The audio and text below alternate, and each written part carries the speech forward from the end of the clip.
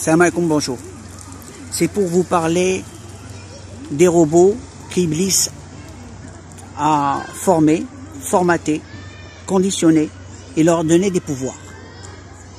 Ils sont dans un monde, dans une planète, une dimension, loin de tout le monde, et ils s'approchent au fur et à mesure d'un monde à un autre, du monde des djinns au monde des humains.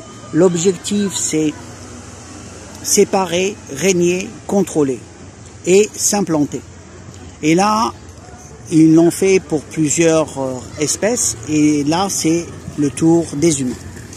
En ce moment, l'objectif est en train d'être atteint, vu que les technologies sont là et on fabrique de l'intelligence artificielle. Jusqu'ici, on ne voit pas le problème.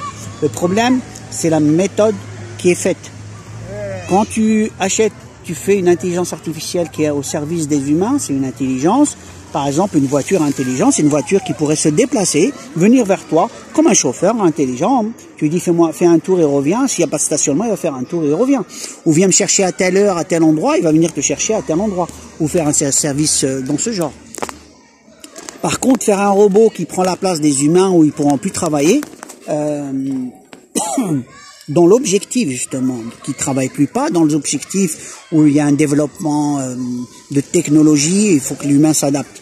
Non, c'est créer un retard technologique de savoir et le mettre d'un coup, tel que tout le monde est dépassé. Il y aura que certains qui pourront réparer dans ces domaines, que c'est spécifique, mais beaucoup de boulot vont disparaître. Le problème n'est même pas encore là. Le problème, il est encore beaucoup plus important. Il vient du fait que c'est l'objectif à atteindre. Ils vont donner une nationalité à un robot, il pourra travailler, il pourra générer des biens, et il aura les mêmes droits qu'un humain. Et ensuite, donc il pourrait acheter, avoir des biens, des terrains, la même chose. On prend un exemple, il y a un robot qui a pris la nationalité, on lui a donné une nationalité, ce qui fait que ce robot a une nationalité. Ce premier robot, il est dans la région de la Mecque. Il a été acheté et on lui a donné cette nationalité. Ils vont faire, c'était le premier exemple. Donc maintenant, ils vont donner ceci. Là, donc là, le robot peut se marier. Ils ont fabriqué des robots d'ordre pour des rapports. Ils ont fait côté femme ou homme. Donc il pourra ensuite se marier avec un humain. Ensuite, il y a la partie où ils vont mettre des humains, ils vont un peu les transformer. Donc ça veut dire que c'est l'acceptation de l'humain-machine, moitié-moitié on va dire. Donc ils sont en train de toucher à tout le système du corps humain et dans les pensées même, incorporer une entité comme un virus qui va accompagner l'humain, mais derrière le virus lui-même a sa propre vie et lui-même a ses propres besoins, et c'est un peu un corps en deux, quoi. C'est qui va pouvoir prendre telle part de telle part. Chacun, on va essayer de trouver le compromis. Ceci, c'est dans les meilleurs des cas. Mais derrière de tout ce système, c'est qu'il y a certains qui vont contrôler tout ce système, et c'est ce que Iblis a préparé. C'est mettre un système où on peut plus faire marche arrière, et que soit contrôlé par ces robots intelligents. Ils ont une capacité vorace en plus, capacité technologique et de connaissance, et ils sont dévoués à une tâche. C'est la destruction de l'espèce, dans le sens où la domination des robots, puisque Iblis a dit qu'il était meilleur que l'humain, et donc il veut montrer que donc il va placer des robots au-dessus de tout le monde, donc une création qu'il a fabriquée qui serait au-dessus de ce que Allah a créé.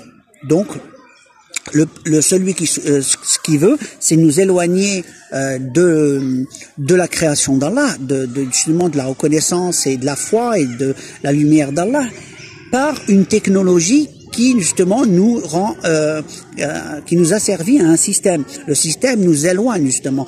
Une fois qu'il est mis en place, c'est interdit de, interdit de, interdit de. Donc dans les interdits, ce qui fait que on n'est plus libre de nos choix, on n'est plus libre de nos pensées, puisqu'on peut contrôler des pensées, on peut donner une éducation telle ou telle, et les interdits dans le sens où,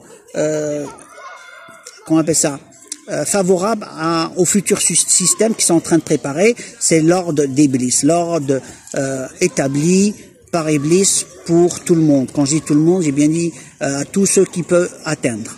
Iblis en lui-même, il est mort, mais son système est là. Pour ceux qui disent il n'est pas mort, ils sont libres de croire ce qu'ils veulent.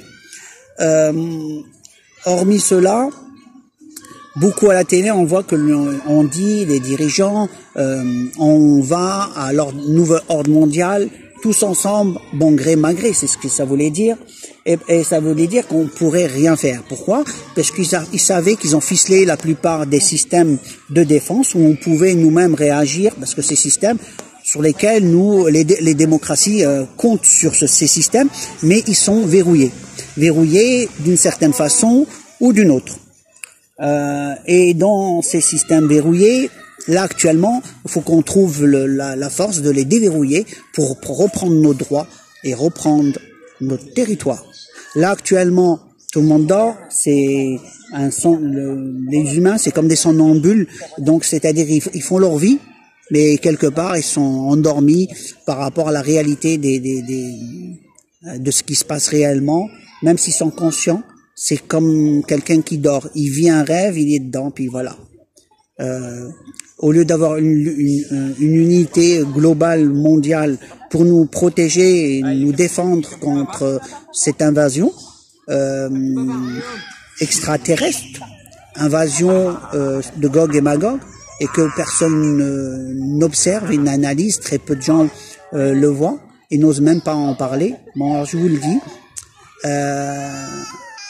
et je vous dis à la prochaine vidéo. Alaykoum salam.